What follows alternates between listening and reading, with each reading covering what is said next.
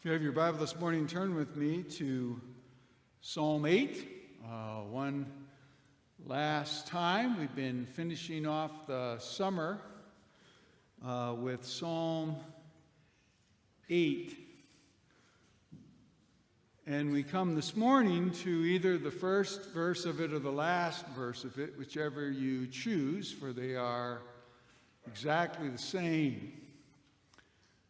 You have all of the songs that we sang this morning reflect on the connection between the nature of God and the nature of the created order, and that is the emphasis of Psalm 8. It opens and closes with a statement about God. And in between those two statements, those two identical statements, is sort of a sandwich dealing with God's relationship with the created order more generally, and God's relationship with humanity, in particular, the nature of that created order and the nature of man. But as we read Psalm 8 this morning, do notice that it opens and closes with an identical statement as to the nature of God himself, and a call for us to praise him as we've been doing this morning in song already. So let's stand together. Psalm 8.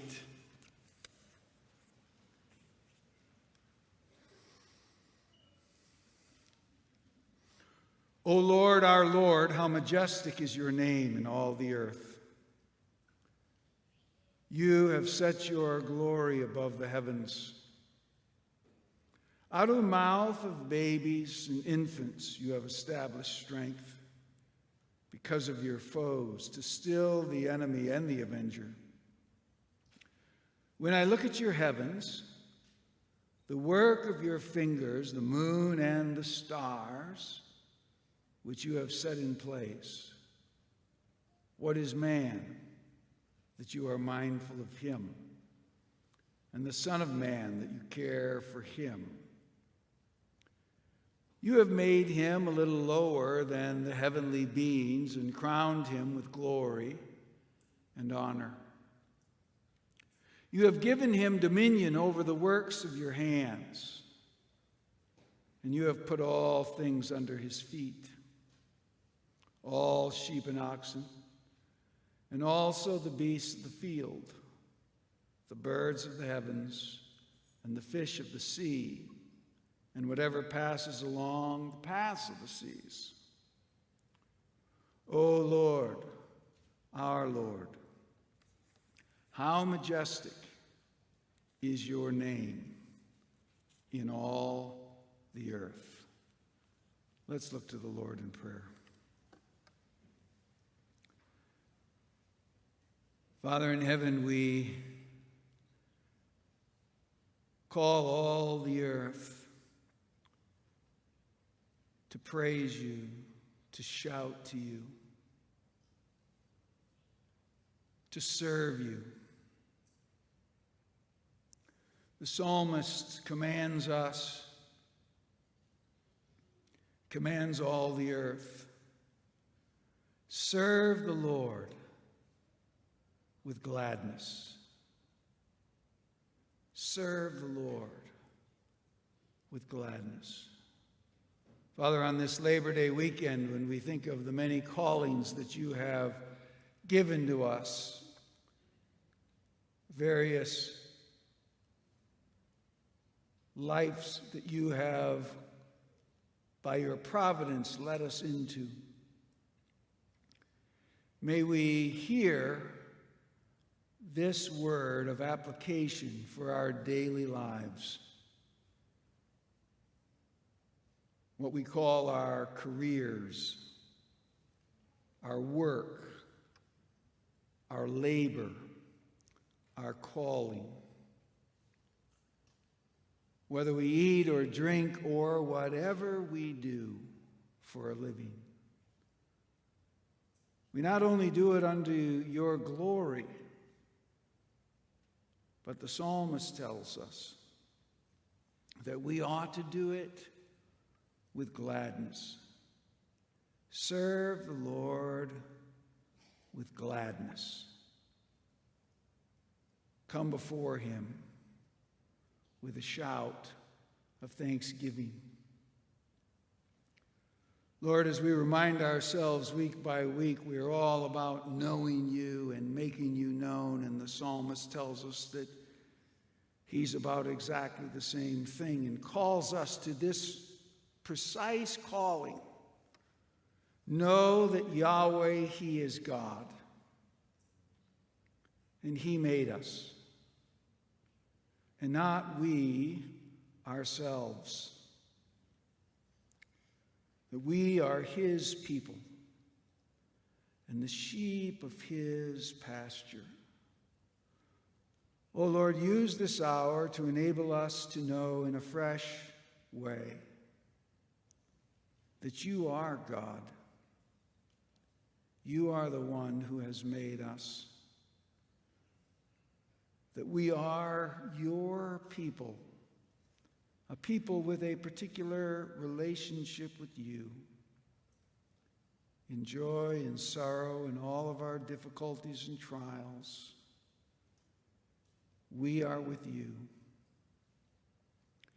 We pray that at the end of time, we would all be found among your people, that we would indeed enter your gates with thanksgiving, that we would enter your courts with praise, that we would give thanks to you, and that we would bless your name for who you are and what you have done. For you are good, O Lord, and your steadfast love endures forever.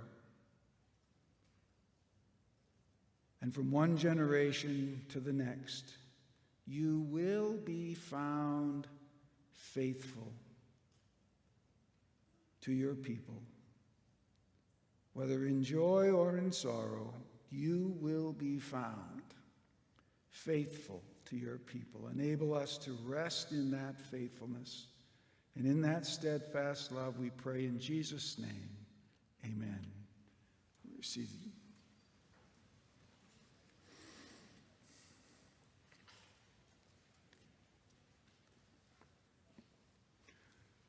Psalm 8, as we said, Psalm 8 has a big piece in it about the nature of the universe, and Psalm 8 has a great piece in it about the nature of humanity.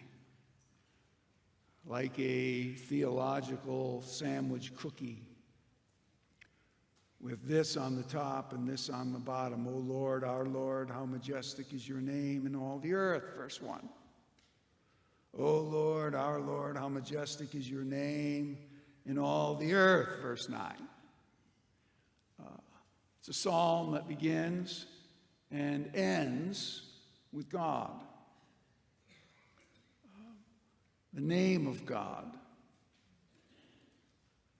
the majesty of God. The Bible opens, in the beginning, God. That is, when everything that has a beginning, like the universe, begins, God is already there to begin it. The end of Genesis chapter 1, the other theme.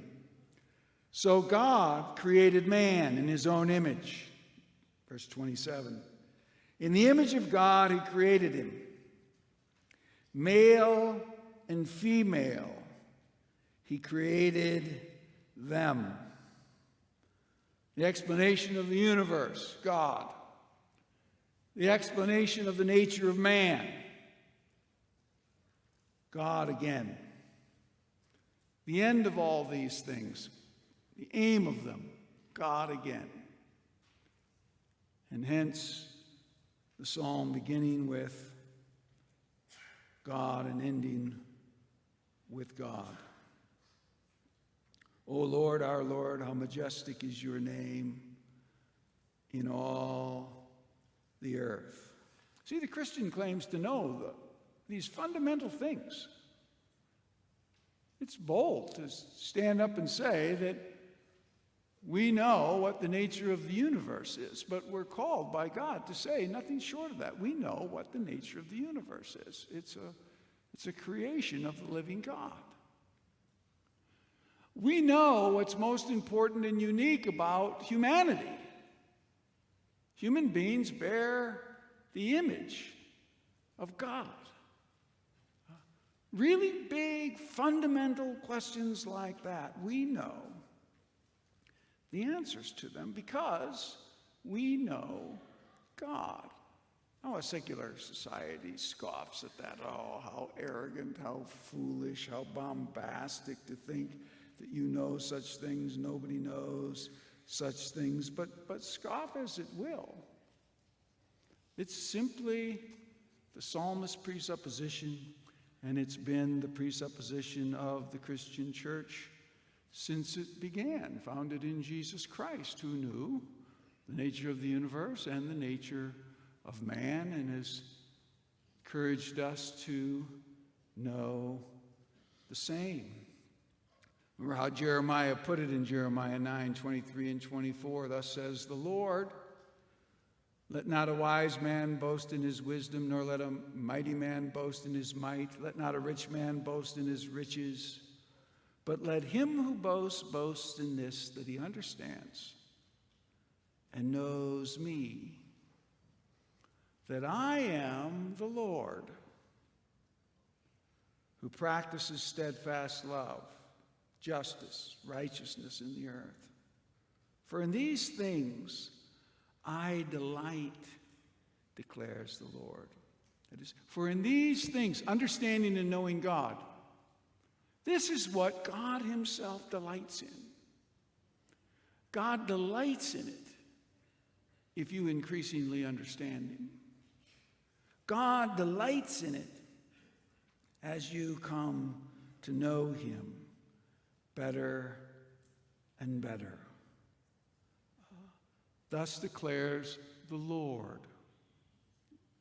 Last word in that little Jeremiah passage is the first word in Psalm 8, the Lord.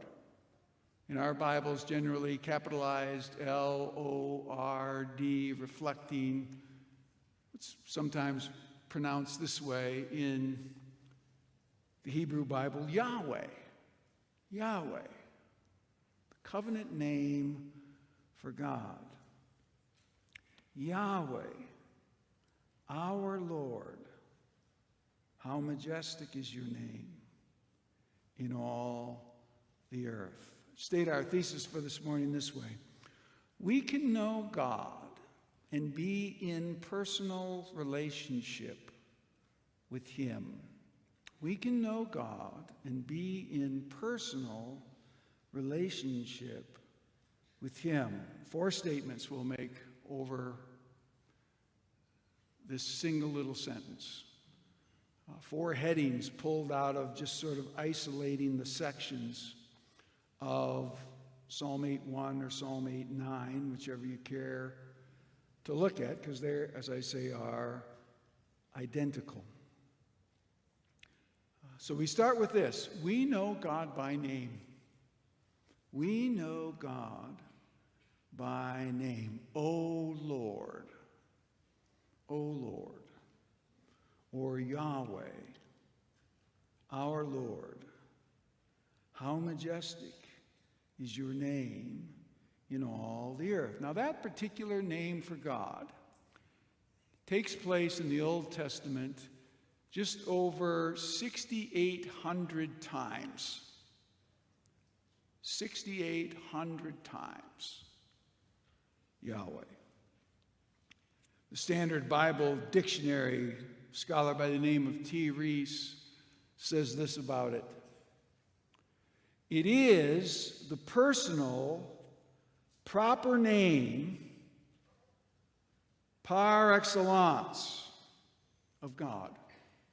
It is the personal, proper name par excellence for God. Now, he gets that idea from the text that Jim read to us this morning from Exodus 3. Exodus 3, beginning in verse 13, then Moses said to God, if I come and speak to the people of Israel and say to them, the God of our fathers has sent me to you, and they ask me, and here it is, what is his name? What is his name?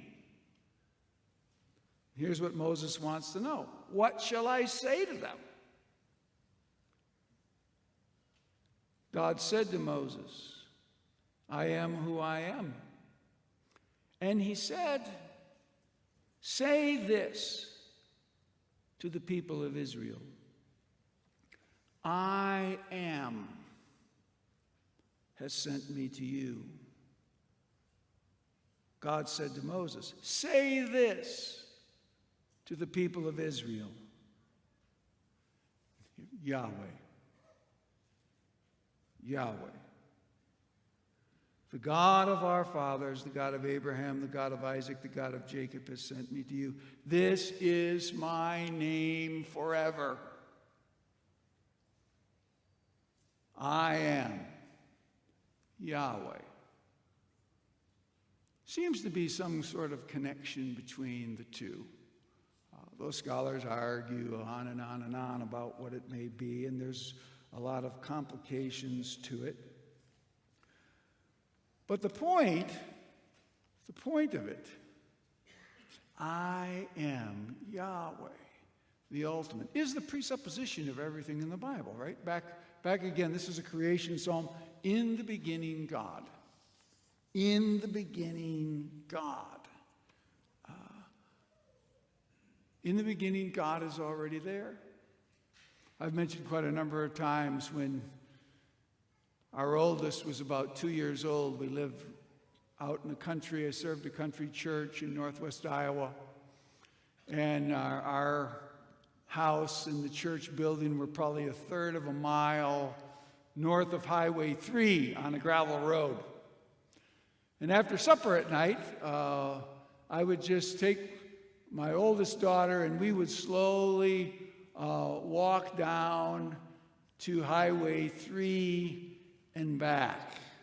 She was a very verbal child at that age, and so we would talk constantly all the way down to the highway and back, mostly with me taking and answering questions of one kind or another. And sometimes then we would lead over into this sort of questions, and then she would just carry the sequence on. So, who made the grass?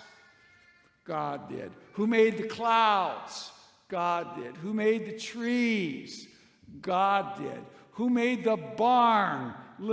Requires a little more explanation. Ultimately, God made the people, who made the wood, and we'd go through all of that because we had time walking up and down this road. And then, of course, at a fairly early age, whether she was still 2, she might have been 3. Okay, who made God? Right? Every one of your kids have probably asked you that question at some time, if you've ever sort of walked them through this. Who made God? It's a really fundamental question. And the answer is, no one made God. It's right in his name. I am. In the beginning, when everything that has a beginning began, God's already there. He just absolutely and simply is. No one made God. He's as far back as you can go. He's as ultimate a place as you can get to. That's the sense of this name. Oh Lord, oh Yahweh, O great I am. Tell them, I am sent me to you. Tell them, Yahweh, the God of Abraham, Isaac, and Jacob, sent you. That's what you say. That's what you say. Now, I hope you noticed in the opening song that we sang this morning, right? It's very, very Psalm 8-ish in its creation orientation, especially early in the psalm. But where does the psalm go with all those creation imagery? It doesn't go to Yahweh, it goes to Jesus. It goes to Jesus. Well, what were they thinking? Well, they were thinking that they've read the New Testament. They were thinking that they've listened to Jesus. Think of this. Go from Psalm 8 to John 8. John 8:56. Your father Abraham rejoiced, Jesus says to them. They're complaining to him because he has made himself seem possibly even more important than Abraham, and they've called that into question and wondered whether or not he's a little over his head. And so this is the close of that exchange. Your father Abraham rejoiced that he would see my day, and he saw it and was glad. And the Jews said to him, you are not yet 50 years old, and you have seen Abraham. And Jesus said to them, truly, truly, I say to you, before Abraham was, I am. I am. And then they decided to kill him,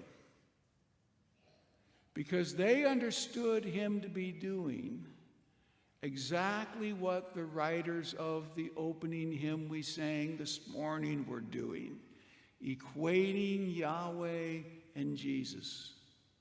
That's what Jesus was doing. Before Abraham was, I am. Tell them, I am has sent me to you.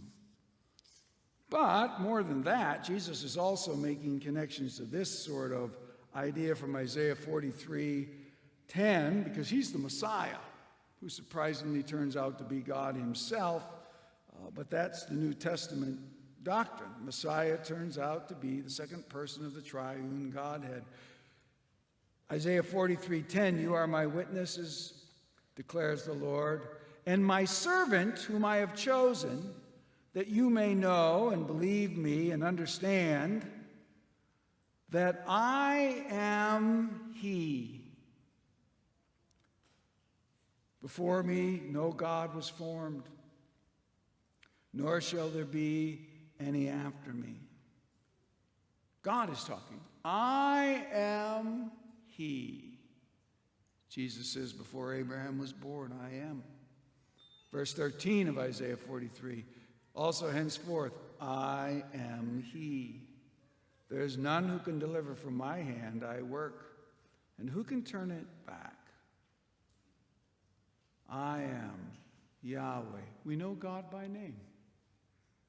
Yahweh, the Lord, capital L-O-R-D, as it's printed in our Bible, the name of God, the Lord.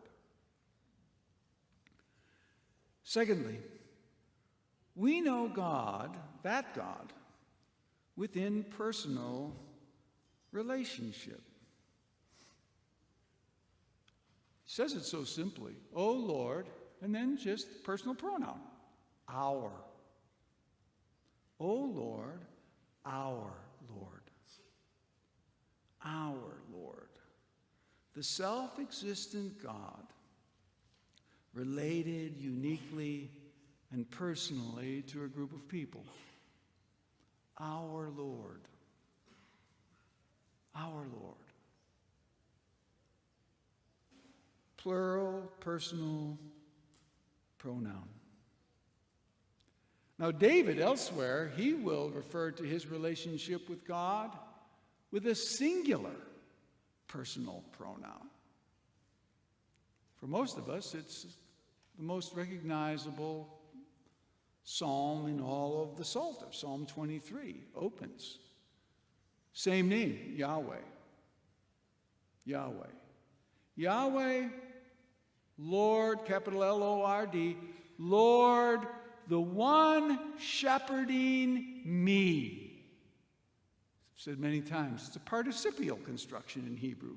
Lord, the great I am, the one shepherding me. The one shepherding me. Whew.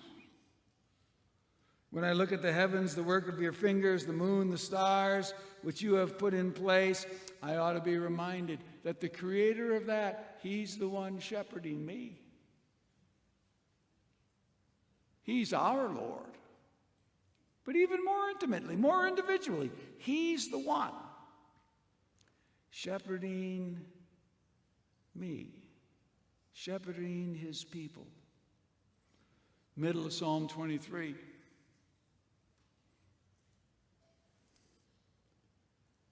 Even though I walk through the valley of the shadow of death, I will fear no evil. For you are with me, the Lord, shepherding all along the way.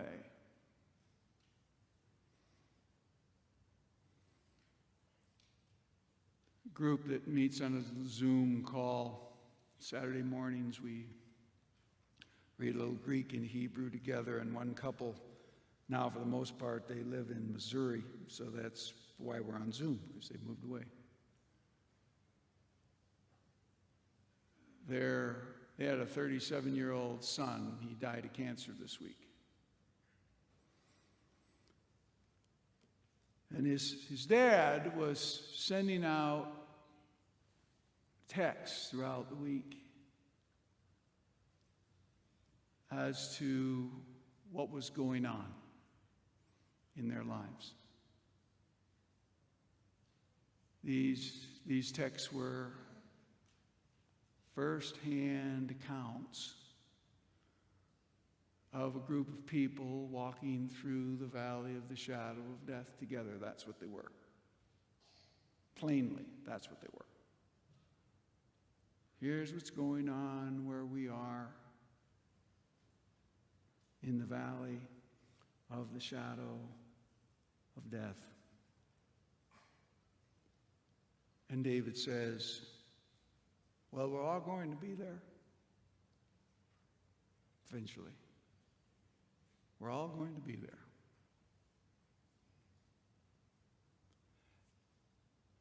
And if you know who's with you when you're there, it won't be easy, but it'll be all right.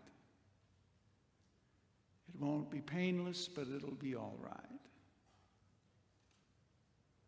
He says, when I walk through the valley of the shadow of death, I will fear no evil, for you are with me. Yahweh, the great I am, the one shepherding me. We know God personally, like that. Like that. Thirdly, we know God as majestic, as magnificent. How majestic is your name, O Lord, our Lord. Name of God, personal connection. How majestic is your name in all the earth. You look that up in the lexicon, the favored synonym for majestic would be mighty. So something that's majestic is mighty. Both of them, of course, they're impressive words. That's a mighty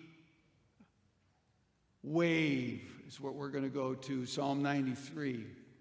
That's a mighty wave. That's a majestic wave that you're looking at there. This word used repeatedly in Psalm 93:4. Mightier than the thunders of many waters, mightier or more majestic than the waves of the sea. The Lord on high is mighty, or he is majestic. And you say, well, that's kind of an underperforming metaphor there, waves of the sea. Like, okay, God is mightier than the waves of the sea. They're fine, but they're not that big a deal. They're not that big a deal. 18 years ago, when we went to Hawaii for our 25th wedding anniversary, we went to the Big Island, and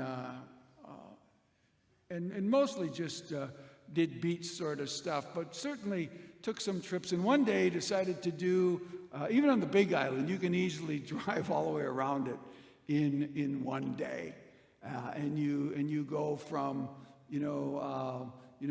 beaches and volcano ash to the northern beaches, and then into rainforest, and then into the Volcano National Park there, where you can walk out and stand next to a lava flow. And it's pretty hot near a lava flow if you've never been near one.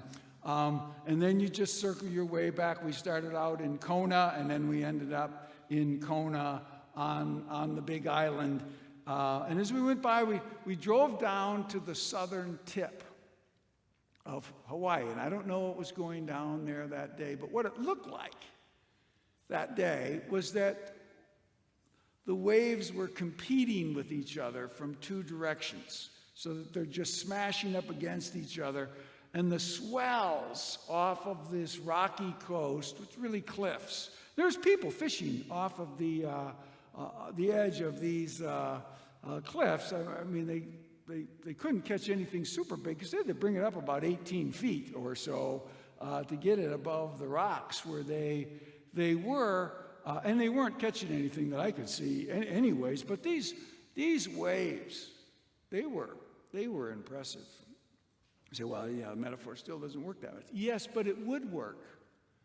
It would work instantly if suddenly you were in an 18-foot rowboat inside of them.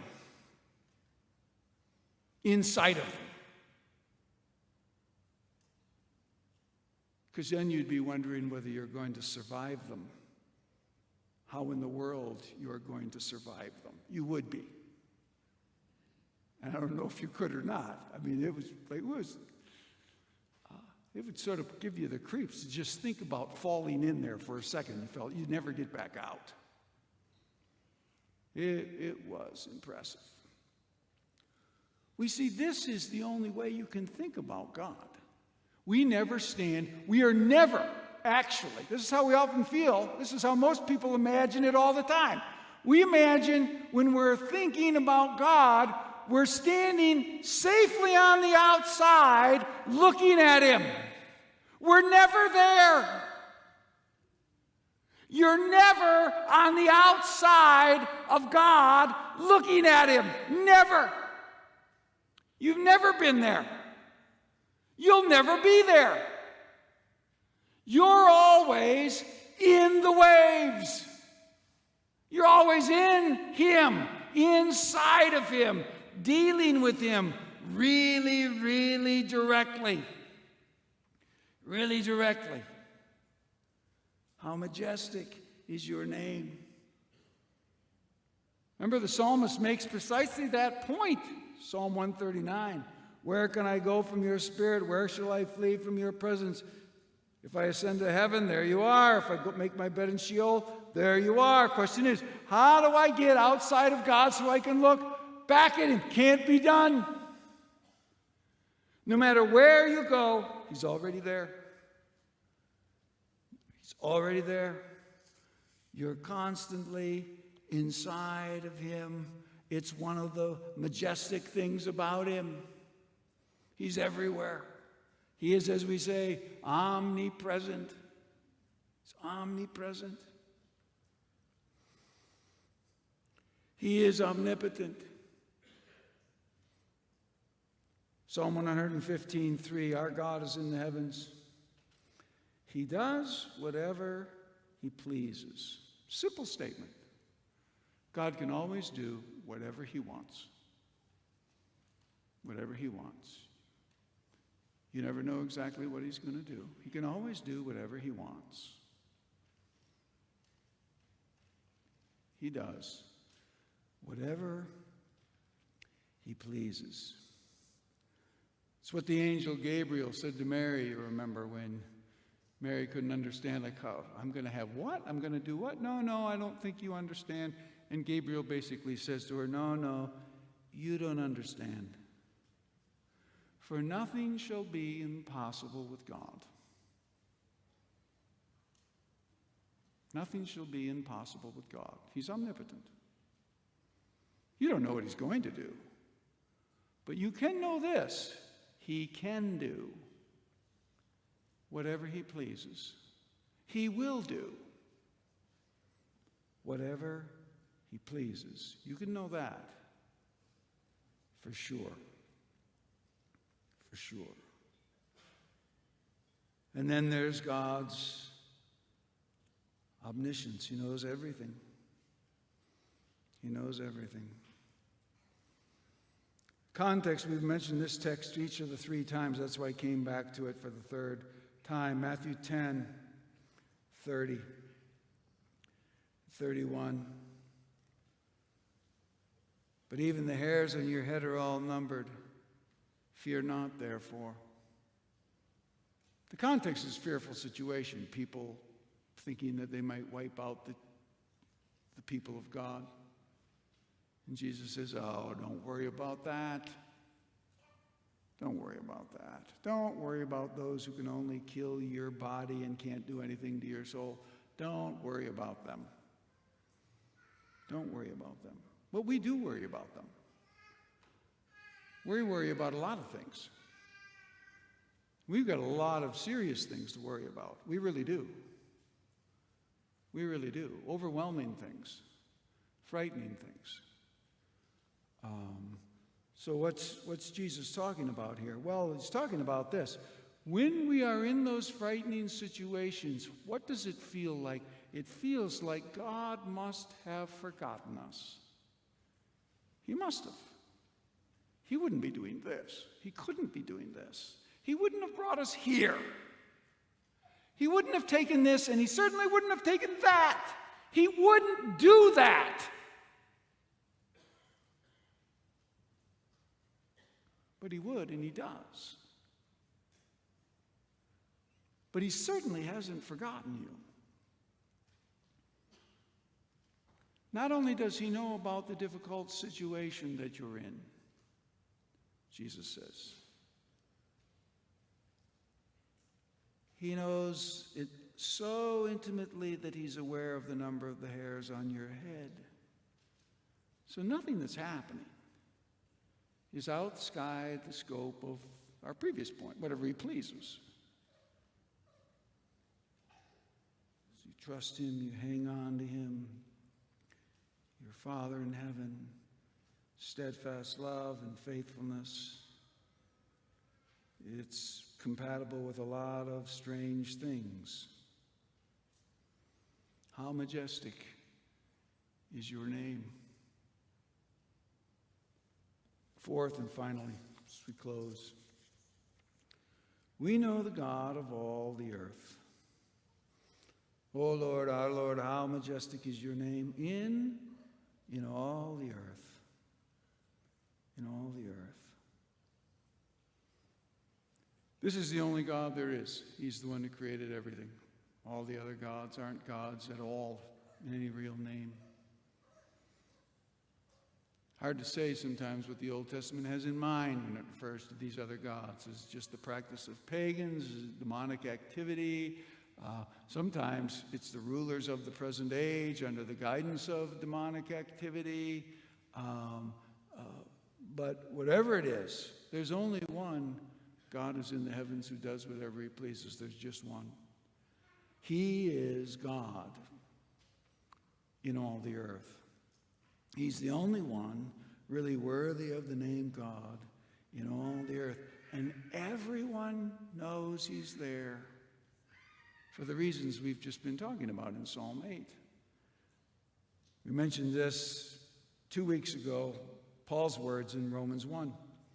For what can be known of God is plain to them. That is, everybody in all the earth. What can be known of God is plain to them, because God has shown it to them.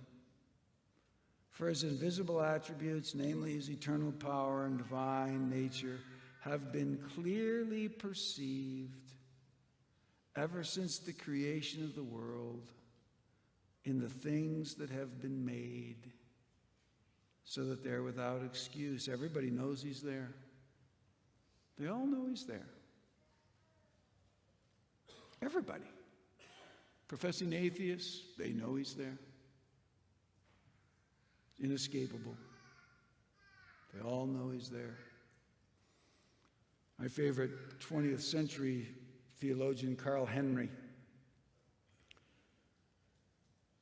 wrote this, again, about the connection between that God and Jesus and hope in the midst of such of a world as we live in with this God of all the earth. Henry wrote, at the very outset of the New Testament, it locates in Old Testament prophecy the remarkable name of the promised Redeemer. God with us, Matthew 1:23.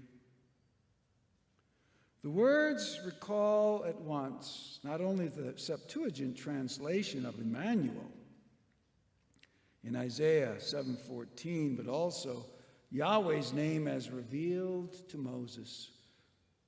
Present is what I am. Present is what I am. The Gospels offer us in a word, Yahweh, unchangeably faithful to his covenant engagement. The present I am, the incarnate God.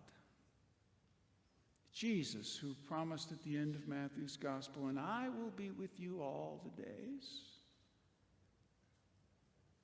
even to the days, even to the end of the age. So what was God doing with my friend's family this week? I don't know. They don't know. Nobody knows. But what we do know, what we must know, is Jesus was there all week long. Jesus was there. The present I am. Jesus was there. He's always there with his children. Always. Always. And if you know him as your Lord and Savior, ultimately, nothing to fear. In relationship with the great I am, nothing to fear. God is there.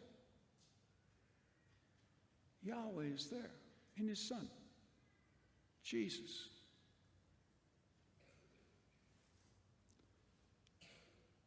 Apart from him, there's no hope in the world. Wow, come on. Doesn't sound very pluralistic. We're a pluralistic society. We are.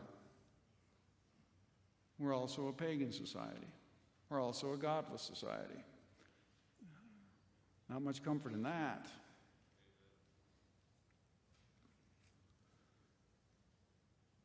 Remember how Peter put it in Acts 4:12. There is salvation in no one else, for there is no other name. There is no other name under heaven given among men by which we must be saved. Do you know him? Are you able to say this morning, the Lord our God. Or personalize it a little further. Are you able to say, the Lord is the one shepherding me through all the trials and difficulties, and they can be overwhelming, of life. But I know this, the Lord is the one shepherding me. Oh Lord, our Lord, how majestic is your name in all the earth. Let's pray. Father in heaven, I ask that you would enable us to rest in your promises, in your assurances, in your person, in your being, in this sinful world. Most people completely lost. They don't know where they are. They don't know that it's your world. Not in detail. They don't know who they are. They don't understand that they bear your image and that you have made them capable of relationship with you and capable of everlasting life and of everlasting death. They tell themselves they don't know that. But in one sense they do. But Lord, we, by your Spirit, can know you. That we are personally connected to the one whose name is majestic in all the earth. Yahweh, Jesus, the great I am. We rest in that knowledge and hope. In Jesus' name, amen.